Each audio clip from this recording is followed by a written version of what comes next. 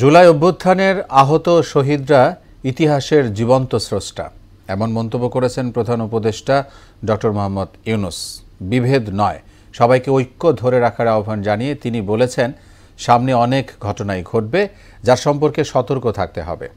অভ্যুত্থানে আহত শহীদ পরিবারকে আর্থিক সহায়তা প্রদান অনুষ্ঠানে প্রধান উপদেষ্টা এও বলেন, নিজের হাতে বিচার না করে অপরাধীদের আইনের কাছে সোপর্দ করতে হবে। আরও জানাচ্ছেন উষা ফেরদৌস।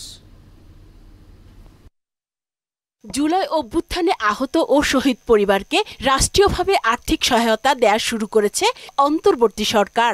উপদেষ্টার নিজ কার্যালয়ে ২১টি শহীদ পরিবার ও ৭ জন আহতদের মধ্যে আর্থিক চেক হস্তান্তর করেন প্রধান উপদেষ্টা ডক্টর মোহাম্মদ ইউনূস। হত্যাকাণ্ডের বিচার, রাষ্ট্রীয় সম্মাননা প্রাপ্তি, আর্থিক সহযোগিতা ও পুনর্বাসন সহ বিভিন্ন বিষয় তুলে ধরেন শহীদ পরিবারের সদস্য এবং আহতরা।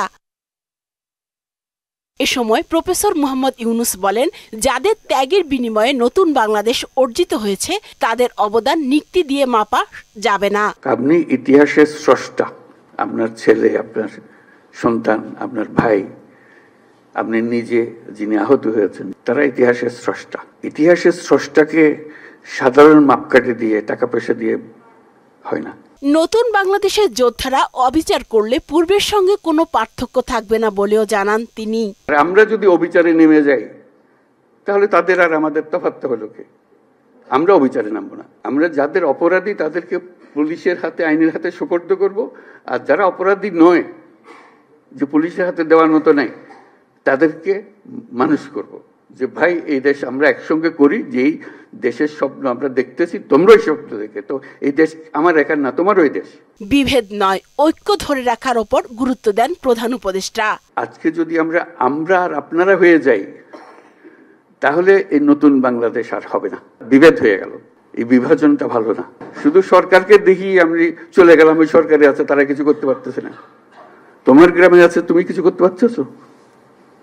তুমি তো দুঃখ করতে এসছো আজকে,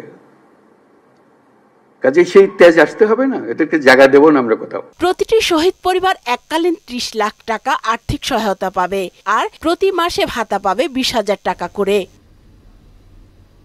উষা ফেরদৌস, মোহনা সংবাদ, ঢাকা।